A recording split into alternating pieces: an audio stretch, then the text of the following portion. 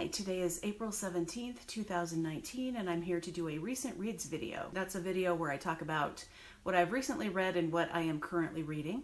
So let's get started. The first book I finished was Ruth Reichel's memoir called Me the Plums, My Gourmet Memoir. And this is a very centered on one particular time in her life when she was hired by Cy Newhouse of Condé Nast to be the editor-in-chief of Gourmet magazine. And it's just the entire experience that she had in quitting her New York Times restaurant critic job and then becoming the editor-in-chief when she felt like she did not really have the qualifications to be an editor-in-chief, and learning along the way that, you know, she ended up being pretty good and turning the magazine around, although the financial crisis of 2008 tanked the magazine and they decided to close. So you got to meet all of the different editors and design people and everyone that she worked with in ad sales and everything to make the magazine good. And if you've listened to any of her previous memoirs, which I'll list below, one called Tender at the Bone, and I can't remember what the second one is, and you will recognize her voice. I listened to the audiobook. She has a very beautiful reading voice, and it feels like she's just telling you a story about her life and her family, and I just really like her personality, and it was a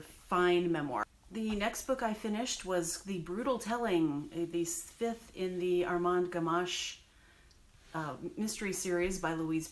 This was by far the strongest of the series that I've read so far.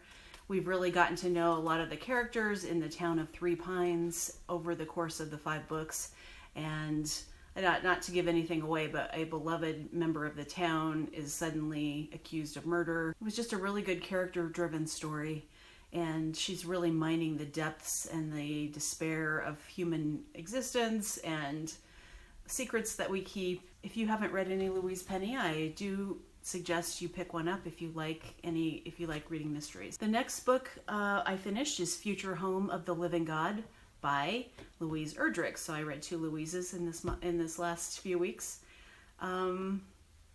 This one is a very mixed. I would say it's really kind of a mess of a novel, although there are parts of it that I really did like. I think you have to ignore all of the science because it makes no sense whatsoever. The premise being that there is a backwards evolution. Evolution is starting to go backward, and so the human ability to procreate is being limited, and the story centers around one particular woman who is pregnant, and she's Native American. She's been adopted by a white couple, given up by her Native parents, and so there's a lot going on. She does go to find her birth parents and on the reservation, and so she sees what reservation life is like, and they also show her a lot with her white family, and they are liberals who are trying to do the right thing and don't always succeed. And on top of all of that, there's this crisis, and the government becomes authoritarian, and they're looking for all the pregnant women. So it goes from there. I would say if you have never read Louise Erdrich, don't start with this one. This was an interesting book. I loved the voice of the main character. I liked her telling of her own saga and story, but it's not particularly strong. So start with something else. Either start with a story cycle like Tracks or Love Medicine, or jump right into the masterpieces of The Roundhouse and La Rose. I think good things are still coming from Louise Erdrich. She is one of my literary heroes in terms of just how much she has given voice to her own telling of stories. She opened up a bookstore, so there's so much to love about her. All right, the next book I finished this week, it just came out last week.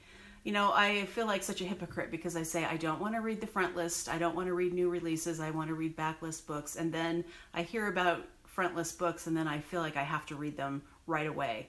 And one I had to read because it was compared to Asymmetry by Lisa Halliday is Trust Exercise by Susan Choi. And I read this over the course of about 4 days. I'd say try to go into it knowing as little as possible about the book, but I will say that it's in 3 different parts. It's like asymmetry in that way.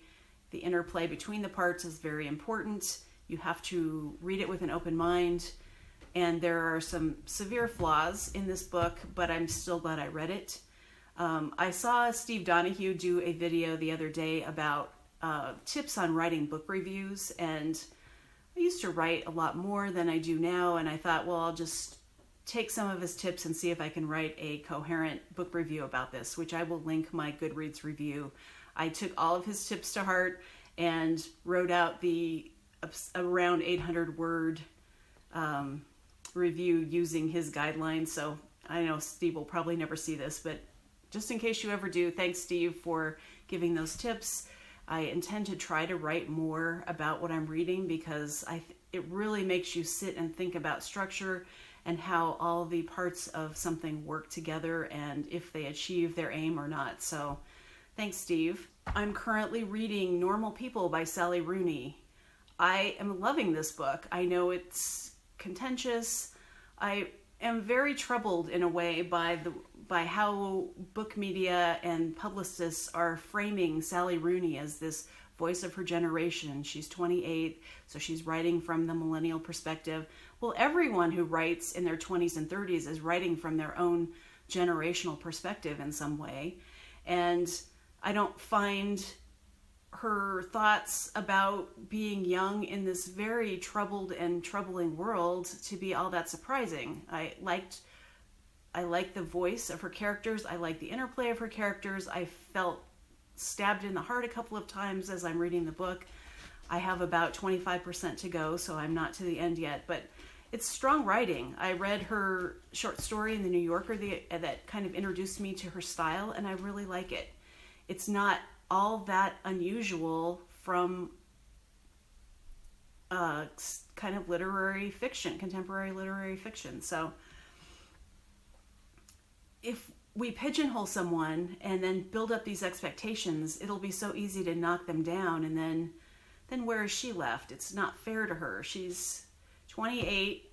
She's written 2 highly popular novels. I looked up Jane Smiley, who's had a very long career. She's just 70 now. And her first novel was published when she was 31, so it's a little bit similar. And I don't remember people, extolling that she is the baby boomer voice of her generation. It's just, she's a writer of a place and time, just like Sally Rooney is a writer of a place and time, and a time when people who are upset about the world and upset about the political situation and the economic situation have a right to be that way. You know what? That's all I have for now. That's what I've read and am reading, and I'd like to know in the comments what you're thinking about these books, and thanks for watching. I'll see you later.